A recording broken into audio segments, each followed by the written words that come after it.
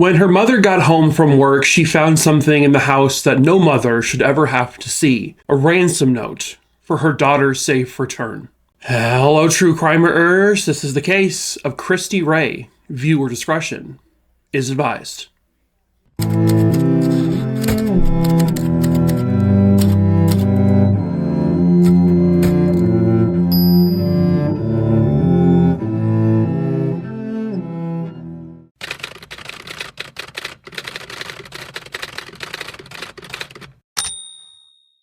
Kristy Denise Ray was born on November 26, 1972. She was born to Mary and Tommy Ray, and she was their only child. Kristy, growing up, was considered to be always a very, very ambitious young woman. Someone who was determined to have a really good future, and she was definitely well on her way to that. Kristy was incredibly personable. She was kind.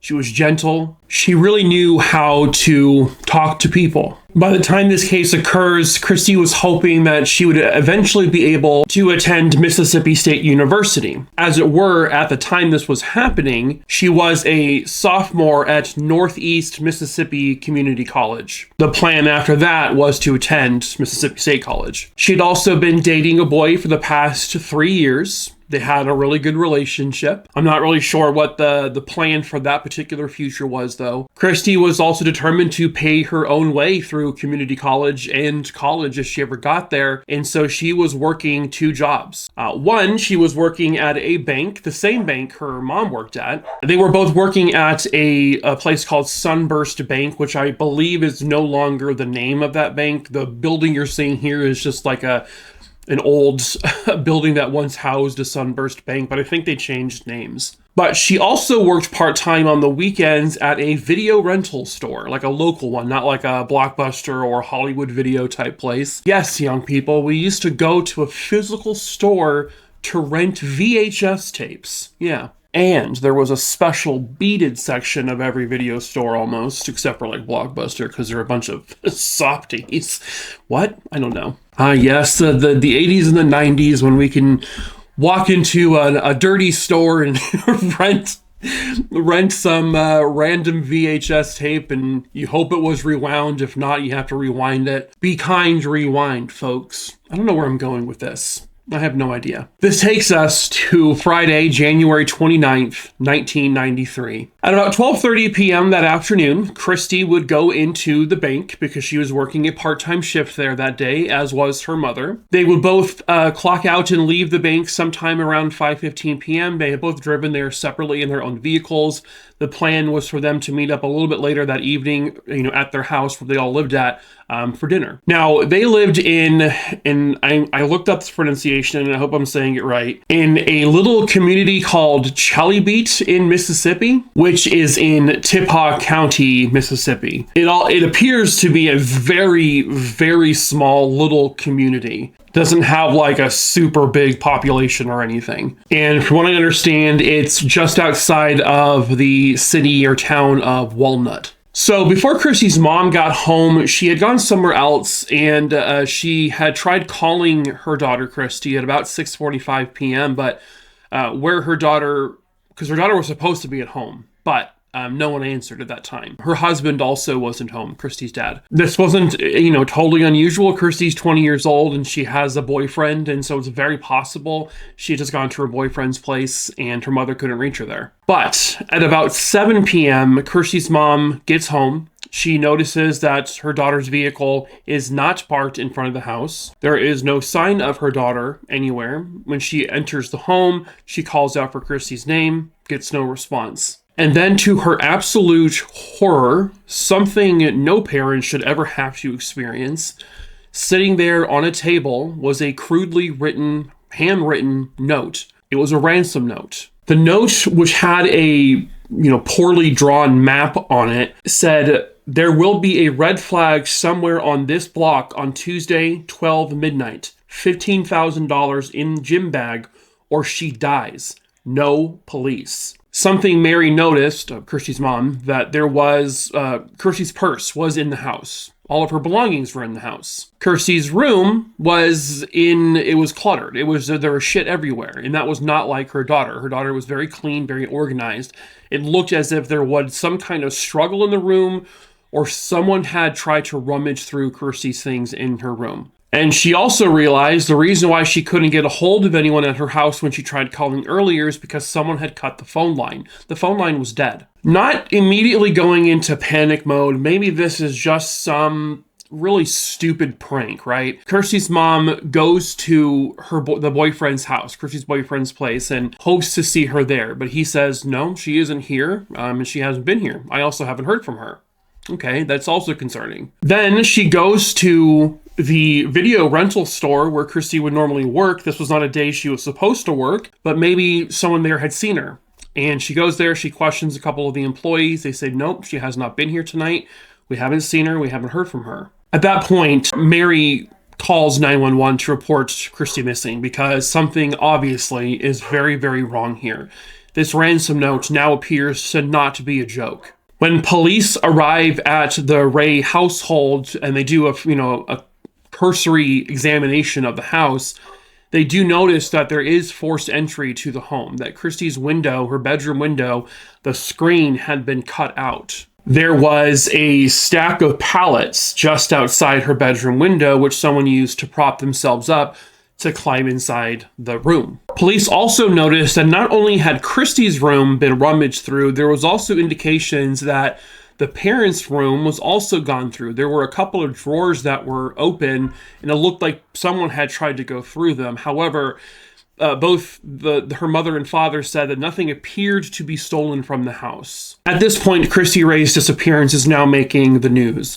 And within literally a day, they get tips from a family there, the Crawford family. The family of a man named Charles Crawford, who was 27 years old at the time. I don't think I can find an actual photo of him from that exact moment in time, just one that's slightly older. But the family of Charles Crawford came forward to police that they said they found ransom notes in their home that were very similar to the ransom notes that was left at Kristy's home. Almost as if they were like practice attempts, or maybe they were going to be for other houses. But the family knew they were written by Charles. I mean, they could just tell that he wrote them. Now, Charles Crawford was known to authorities because right around when all of this was happening, Charles Crawford was accused of kidnapping, raping, and beating a 16-year-old girl. He had beat her over the head with a claw hammer.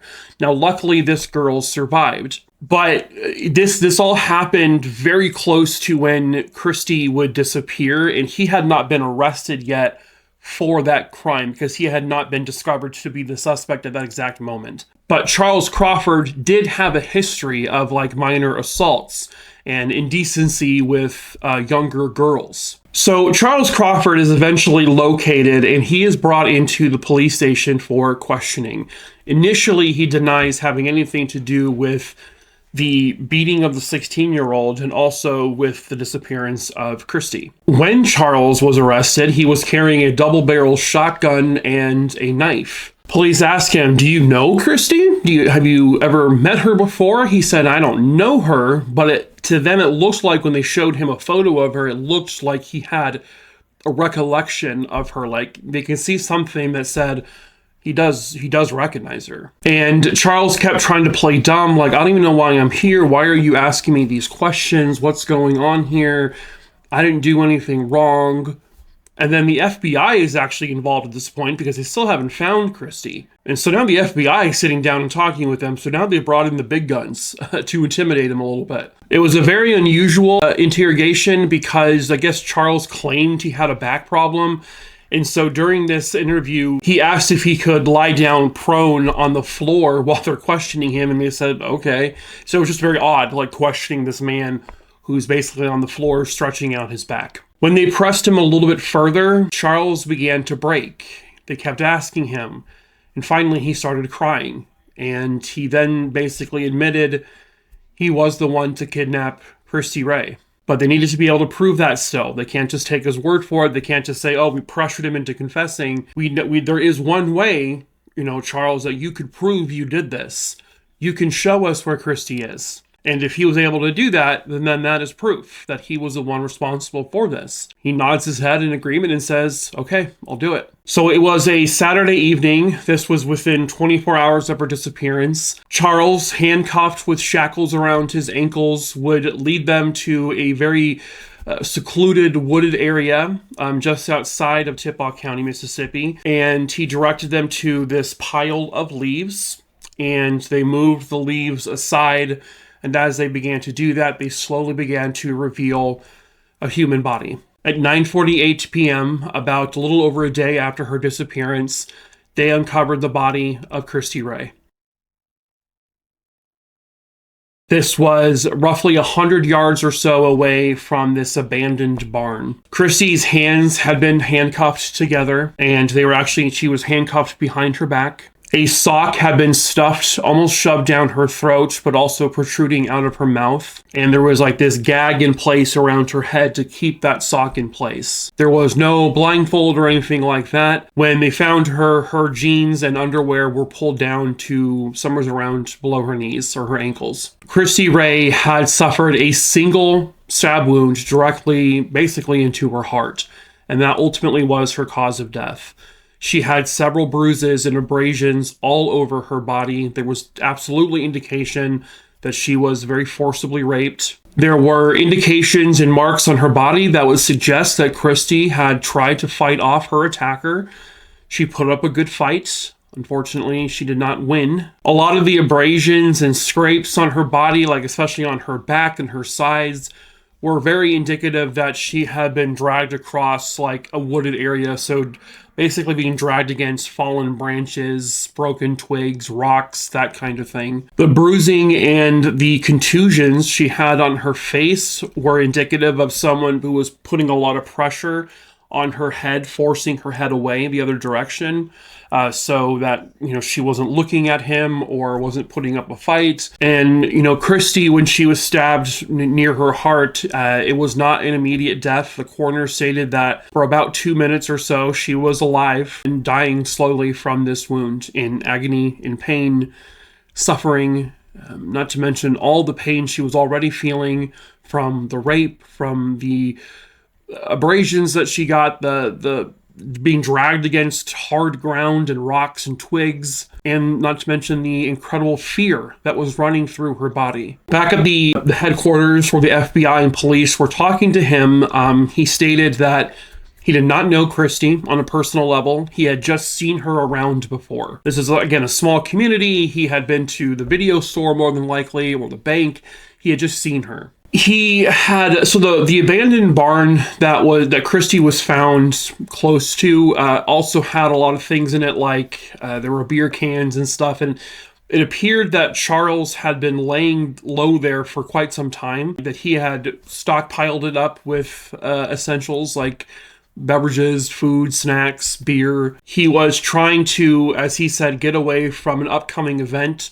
There's belief that means being caught for what he did to the 16-year-old girl. He says that he remembers sort of wandering into the Walnut area of Mississippi, close by where Kristy lived, and he says the next thing he remembers, he blacks out, he wakes up, and he's suddenly in the Ray household. He said he heard crying from another bedroom. He walked into that bedroom, he saw Kristy. Her hands had already been handcuffed behind her back. He says at that point he had a ski mask on him that he put over his head so that Kristy wouldn't be able to recognize him. He then put Kristy into Kristy's vehicle, which is why it wasn't found at the house, and eventually he abandoned that vehicle. He says he didn't write the ransom note, but it was in his handwriting, and they also found, again, similar ransom notes in the Crawford home where he was living at one point. Basically, what he was trying to do, what Charles Crawford was attempting, was to make himself less involved than he actually was,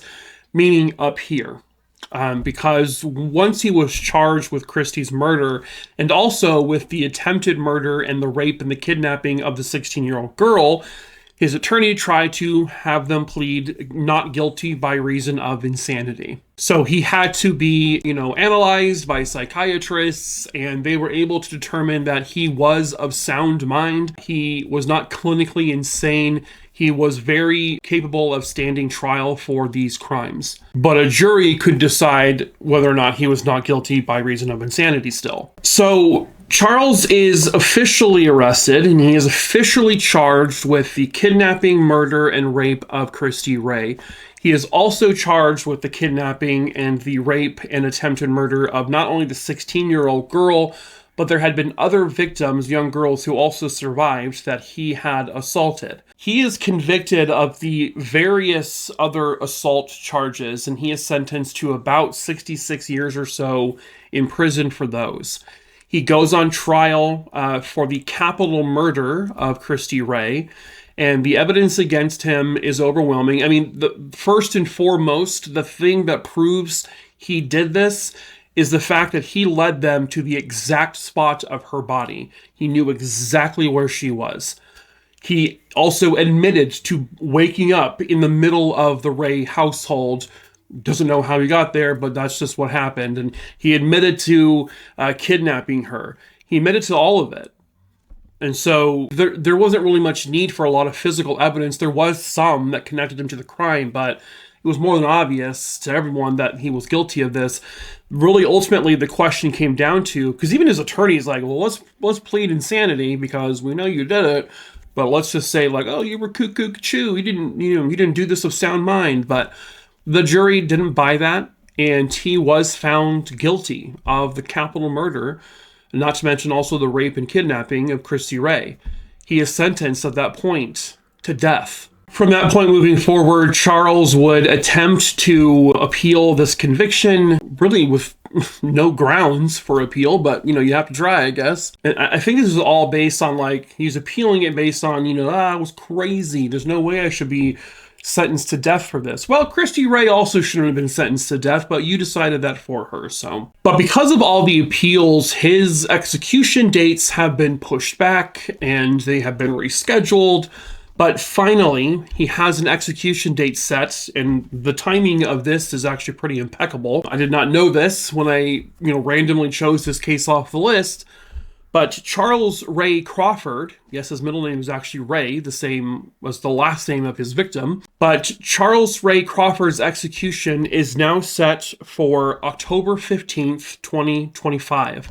I'm filming this on October 6th or so, and by the time you guys see this, it will be October 13th. So 2 days from now, when you're seeing this for the first time, if you're watching it on day one, Charles Crawford is a couple of days away from being executed.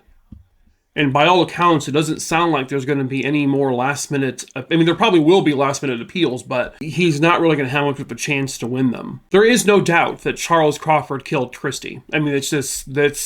There's no doubt in it. He knew where she was. He admitted to being in her home. They found ransom notes, very similar ransom notes, in the home he lived in with his family at one point. It was him. This guy did it. That's all there is to it. There's no evidence of anyone else being involved. It was him. And so he is getting what he deserves. Do I necessarily agree with a death penalty? Not in particular, just given how often we screw it up, how often we fail execution attempts, and these people, suffer, which I guess you can argue, who cares? Because if they did it, then let them suffer, right? But more importantly, we've executed innocent people before. We have innocent people who are on death row, who are still being scheduled for execution, it hasn't actually happened yet, but they're innocent. We are going to execute more innocent people in the future. That's just a given. That's just an unfortunate factual piece of information. We have executed people, and then after they were killed, we found out, oops, they were innocent. Uh-oh. We have released people from death row because of DNA evidence, but this is a case where he did it. And so if the punishment for that is death, then so be it. I don't necessarily disagree with a death penalty when we know for a fact it's that person. It's a slippery slope. It's a tricky little world to be in, but I'm not pro or really anti-death penalty. I'm just sort of like, the concept I'm okay with. The way we do it, however, I'm not okay with, personally. On October 15th, 2025, when he is executed, at that point, Kristy Ray, a 20-year-old girl who had a very bright future ahead of her, who was as sweet as can be, who was in a very loving relationship with a boyfriend for 3 years, who probably had a future with him, someone who was working hard to pay her way through college so that she could have a nice, bright future where she can make a good income, where she could then have a family, have children. None of that gets to happen because this random stranger decided to take her life. So on October 15th, when he is officially executed, Kristy Ray and her family will finally get the justice they all very much rightfully deserve.